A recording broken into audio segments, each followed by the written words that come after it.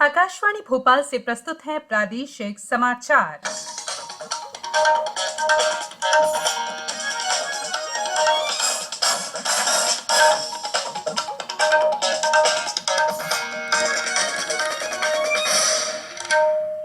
नमस्कार, समाचारों के साथ मैं संयुक्ता बैनर्जी। कोरोना संक्रमण के मद्देनजर सभी श्रोताओं से अपील है कि लापरवाही न बरतें। सभी एहतियाती उपायों का पालन करें और 45 वर्ष से अधिक उम्र के जिन लोगों ने कोविड का पहला टीका लगवा लिया है, सही समय पर दूसरा टीका भी लगवाएं। 3 आसान उपायों का पालन करें और सुरक्षित रहें।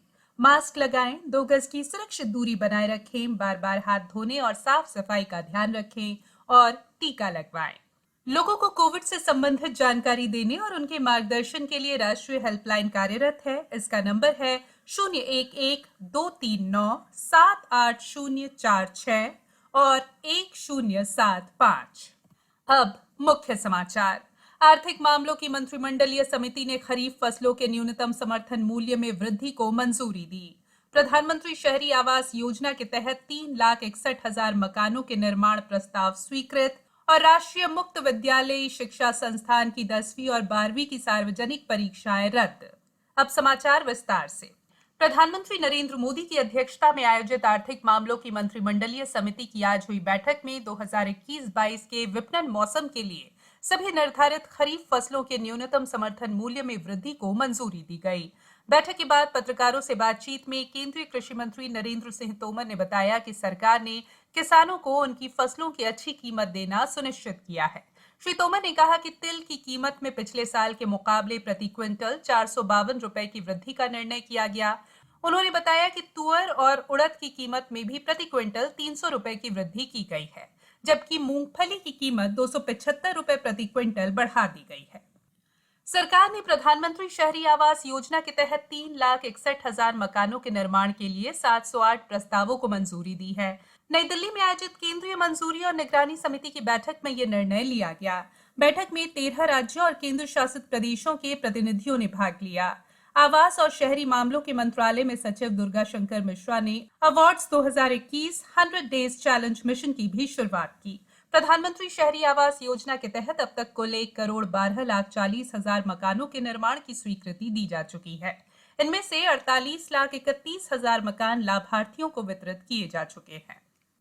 केंद्रीय मंत्रिमंडल ने रेलवे स्टेशन और रेलगाड़ियों में सार्वजनिक सुरक्षा और संरक्षा सेवाओं के लिए भारतीय रेलवे को 700 मेगाहर्ट्ज फ्रीक्वेंसी बैंड में 5 मेगाहर्ट्ज स्पेक्ट्रम के आवंटन को आज मंजूरी दे दी। रेलवे ने इस स्पेक्ट्रम के साथ ही अपने दीर्घावधि विकास और रेल रूट पर LTE आधारित मोबाइल ट्रेन रेडियो संचार प्रदान करने की परिकल्पना की है। परियोजना में अनुमानित निवेश 25,000 करोड़ रुपए से अधिक का है और इसके अगले 5 वर्षों में पूरा होने की उम्मीद है। सूचना और प्रसारण मंत्री प्रकाश जावड़ेकर ने मंत्रिमंडल की बैठक के बाद नई दिल्ली में पत्रकारों को ये जानकारी देते हुए कहा कि इससे ट्रेन संचालन की सुरक्षा और संरक्षा बढ़ेगी।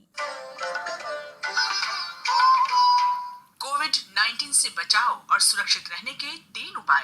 मास्क लगाएं, 2 गज दूरी है जरूरी, सुरक्षित दूरी रखें, हाथ और मुंह साफ रखें। ब्रेक के बाद बुलेटिन में एक बार फिर आप सभी का स्वागत है। देश में कोविड-19 के सक्रिय मामलों की संख्या लगातार घट रही है। सक्रिय मामलों की संख्या गिरकर आज 12,31,415 हो गई। लगातार 9वें दिन ये संख्या 20 लाख से कम है। पिछले 24 घंटे में सक्रिय मामलों की संख्या में कुल 72,287 की कमी आई है। अब यह देश के कुल कोविड पॉजिटिव मामलों का केवल 4.23% है। केंद्रीय स्वास्थ्य मंत्रालय ने राष्ट्रीय कोविड टीकाकरण कार्यक्रम लागू करने के लिए संशोधित दिशा निर्देश जारी किए हैं। ये 21 जून से लागू होंगे। नए निर्देशों के मुताबिक राज्यों और केंद्र शासित प्रदेशों को जनसंख्या, बीमारी और टीकाकरण की प्रगति के आधार पर टीकों का आवंटन किया जाएगा। स्वास्थ्य मंत्रालय ने कहा है कि लोक कल्याण की भावना को प्रोत्साहित करने के लिए अपरिवर्तनीय इलेक्ट्रॉनिक वाउचर के उपयोग को बढ़ावा दिया जाएगा। निजी टीकाकरण केंद्रों पर इन वाउचर्स का उपयोग किया जाएगा। आर्थिक मामलों की मंत्रिमंडलीय समिति ने Ramagundam fertilizers and chemicals limited RFCL में संशोधन के साथ नई निवेश नीति NIP 2012 के विस्तार को मंजूरी दी है। RFCL एक संयुक्त उद्यम कंपनी है जिसमें national fertilizers limited, engineers India limited और fertilizers corporation of India limited शामिल है। रामागुंडम संयंत्र के शुरू होने से देश में स्वदेशी यूरिया उत्पादन में प्रतिवर्ष 12.7 लाख मीट्रिक टन की वृद्धि होगी। यह यूरिया उत्पादन में भारत को आत्मनिर्भर बनाने के सपने को साकार करने में मददगार साबित होगा।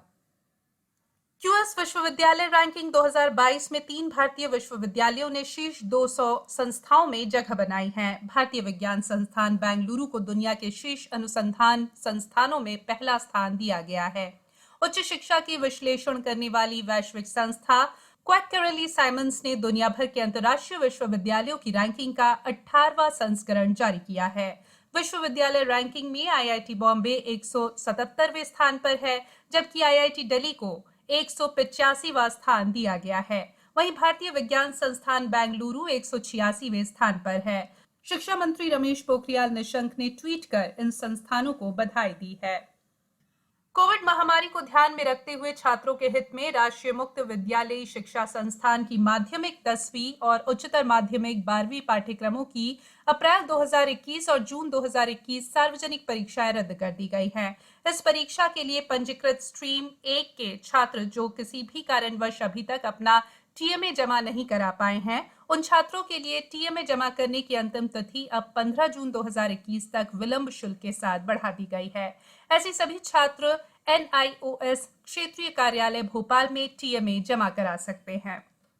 कोरोना की दूसरी लहर में कोरोना पीड़ित मरीजों की मदद के लिए कई आविष्कार किए गए हैं। ऐसा ही एक आविष्कार भोपाल की छात्रा प्रत्यक्षा माझे ने भी किया है। प्रत्यक्षा ने ऑक्सीजन सपोर्ट वाले कोरोना मरीजों के लिए चलता फिरता शौचालय यानी मूविंग टॉयलेट बनाया है। उनका बनाया मूविंग टॉयलेट उन मरीजों के लिए उपयोगी साबित हो रहा है जो ऑक्सीजन सपोर्ट पर हैं, जिनके लिए बिना ऑक्सीजन के हॉस्पिटल के टॉयलेट में जाना मुश्किल होता है। Pratyaksha national institute of fashion technology की 3rd ईयर की छात्रा है। इस टॉयलेट को बनाने में 25,000 रुपए की लागत आई है। ये मूविंग टॉयलेट एक व्हीलचेयर के बराबर है जिसमें वेस्टर्न सीट लगाई गई है। अब बात मौसम की। प्रदेश में पिछले एक सप्ताह से प्री मानसून गतिविधियों के चलते लगातार बारिश का दौर जारी है। आज अशोकनगर में प्री मानसून की बारिश शुरू हो गई। शाम होते होते आसमान में बादल छा गए और झमाझम बारिश शुरू हुई। बारिश होने से लोगों ने तेज गर्मी से राहत की सांस ली है। पिछले 24 घंटों के दौरान प्रदेश के शहडोल, सागर, जबलपुर, भोपाल और होशंगाबाद संभागों में अनेक स्थानों पर, इंदौर, उज्जैन, ग्वालियर और रीवा संभागों में कहीं-कहीं वर्षा दर्ज की गई तथा चंबल संभाग के जिलों का मौसम मुख्यतः शुष्क रहा। अगले 24 घंटों के दौरान होशंगाबाद संभाग के जिलों में और छिंदवाड़ा, सिवनी और बालाघाट जिलों में भारी वर्षा की आशंका है। अब कुछ समाचार संक्षेप में। प्रदेश में न्यूनतम समर्थन मूल्य पर मूंग का उपार्जन 15 जून से शुरू किया जाएगा। अनूप चंद्र पांडे ने आज निर्वाचन आयोग में आयुक्त का कार्यभार संभाल लिया है और सरकार ने सभी को टीका लगाने का लक्ष्य हासिल करने के लिए वैक्सीन खरीदने का नया आदेश दिया है। इस साल दिसंबर के अंत तक 44 करोड़ कोविड टीके उपलब्ध होंगे। अंत में बुलेटिन के मुख्य समाचार एक बार फिर। आर्थिक मामलों की मंत्रिमंडलीय समिति ने खरीफ फसलों के न्यूनतम समर्थन मूल्य में वृद्धि को मंजूरी दी। प्रधानमंत्री शहरी आवास योजना के तहत 3,61,000 मकानों के निर्माण प्रस्ताव स्वीकृत और राष्ट्रीय मुक्त विद्यालयी शिक्षा संस्थान की 10वीं और 12वीं की सार्वजनिक परीक्षाएं रद्द।